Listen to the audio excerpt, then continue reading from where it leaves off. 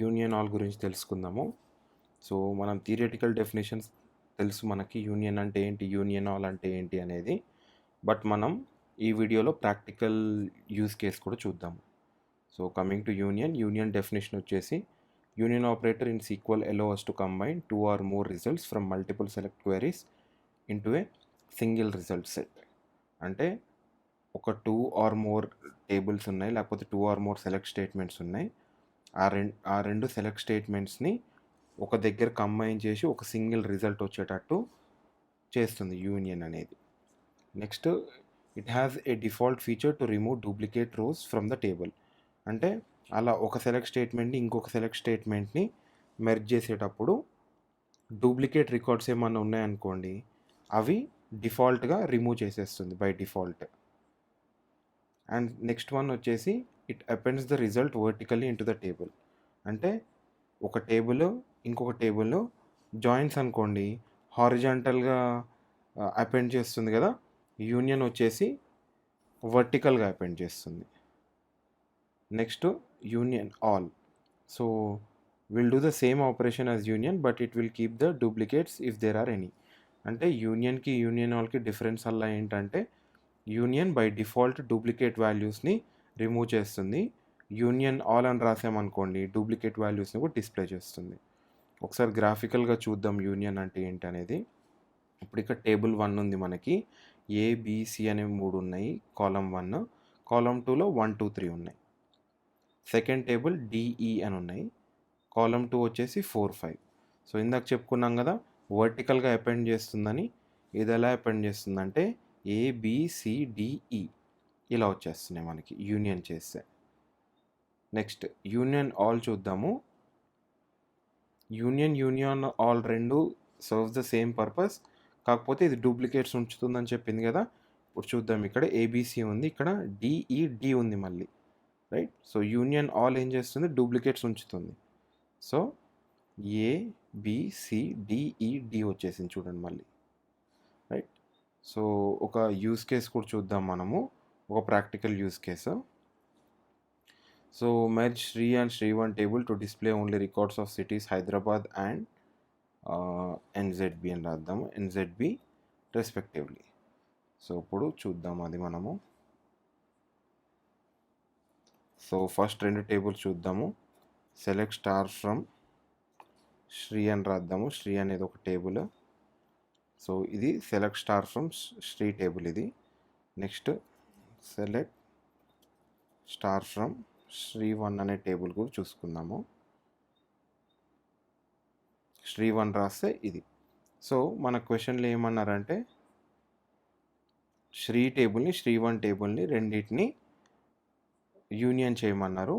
And Shri టేబుల్లో హైదరాబాద్ అనే city ఉన్నవి, శ్రీ1 టేబుల్లో నిజామాబాద్ అనే సిటీ ఉన్నవి మాత్రమే డిస్ప్లే కావాలి అని అన్నారు. అప్పుడు ఏం చేస్తారో చూద్దాం. ఇక్కడ రెండు సెలెక్ట్ స్టేట్మెంట్ని కంబైన్ చేయటమే కదా యూనియన్ అంటే. ఇప్పుడు ఫర్ సపోజ్ నేను ఇక్కడ సెలెక్ట్ స్టార్ ఫ్రమ్ శ్రీ రాస్తాను, యూనియన్ సెలెక్ట్ స్టార్ ఫ్రమ్ శ్రీ1 రాస్తాను అనుకోండి. ఇక్కడ శ్రీ టేబుల్ శ్రీ1 టేబుల్ రెండు మెర్జ్ అయిపోయినాయి టేబుల్స్ ఇక్కడ. సో యూనియన్లో కొన్ని కండిషన్స్ ఇంపార్టెంట్ మనకి. ఇప్పుడు చూడండి, శ్రీ టేబుల్లో person ID last name city ఉంది, శ్రీ1 టేబుల్లో కూడా same person ID last name city ఉంది. సో ఫస్ట్ కండిషన్ వచ్చేసి యూనియన్లో, ఇప్పుడు ఇక్కడ ఫర్ సపోజ్ నేను ఇక్కడ పర్సన్ ఐడి రాశాను అండ్ ఇక్కడ స్టార్ రాశాను. ఇక్కడ స్టార్ కాదు, ఇక్కడ కూడా పర్సన్ ఐడి కామా సిటీ రాశాను అనుకోండి. ఇప్పుడు రన్ చేసి చూద్దాము. చూడండి, మనకి ఇక్కడ ఎర్రర్ వచ్చేసింది. ఎందుకు ఎర్రర్ వచ్చిందంటే, నంబర్ ఆఫ్ కాలమ్స్ ఈ ఫస్ట్ సెలెక్ట్ స్టేట్మెంట్లో ఎన్ని నెంబర్ ఆఫ్ కాలమ్స్ ఇచ్చామో సెకండ్ సెలెక్ట్ స్టేట్మెంట్లో కూడా అన్నే నెంబర్ ఆఫ్ కాలమ్స్ ఇవ్వాలి. అప్పుడే మనకి యూనియన్ అనేది పాసిబుల్. ఇప్పుడు చూడండి, ఇప్పుడు రన్ చేస్తే ఇప్పుడు వచ్చేస్తుంది మనకి, రైట్. సో ఇది ఫస్ట్ కండిషన్. సెకండ్ కండిషన్ ఏంటంటే, ఈ పర్సన్ ఐడి రెండింటికి సేమ్ డేటా టైప్ ఉండాలి. డేటా టైప్స్ డిఫరెంట్ ఉండకూడదు. ఇప్పుడు ఫర్ సపోజ్ నేను ఇక్కడ సిటీ కామా పర్సన్ ఐడి రాశాను అనుకోండి. ఇప్పుడు రన్ చేసామనుకోండి, మనకి సిటీ కామా పర్సన్ ఐడి అని రాసామంటే ఇక్కడ చూడండి, ఇక్కడ ముందు సిటీ ఇక్కడ పర్సన్ ఐడి ప్లేస్లో సిటీ వచ్చేసింది, సిటీ ప్లేస్లో పర్సన్ ఐడి వచ్చేసింది. సో ఆర్డర్ కూడా మనకి ఇంపార్టెంటే. సో ఇక్కడ మీరు ఏ ఆర్డర్లో రాశారో ఇక్కడ కూడా కాలం నేమ్స్ సేమ్ అదే ఆర్డర్స్లో రాయాలి. ఇక్కడ చూడండి, ఇక్కడ పర్సన్ ఐడి కామా ఇక్కడ సిటీ. సో మనకి 3 కండిషన్స్ ఏంటి? ఫస్ట్ నంబర్ ఆఫ్ కాలమ్స్ అనేవి ఈ సెలెక్ట్ స్టేట్మెంట్లో ఈ కింద సెలెక్ట్ స్టేట్మెంట్లో సేమ్ ఉండాలి. సెకండ్ కండిషన్ వచ్చేసి ఈ కాలమ్స్ యొక్క డేటా టైప్ సేమ్ ఉండాలి. థర్డ్ కండిషన్ వచ్చేసి ఆర్డర్. సో మీరు ఇక్కడ పర్సన్ ఐడి రాస్తే ఇక్కడ పర్సన్ ఐడి ఇక్కడ సిటీ రాస్తే సేమ్ అదే ప్లేస్లో ఇక్కడ పర్సన్ ఐడి ఇక్కడ సిటీ రాయాలి, లేకపోతే మీ కాలమ్స్ డిఫరెంట్గా వచ్చేస్తాయి. ఇప్పుడు యూనియన్ ఆల్ గురించి చూద్దాము.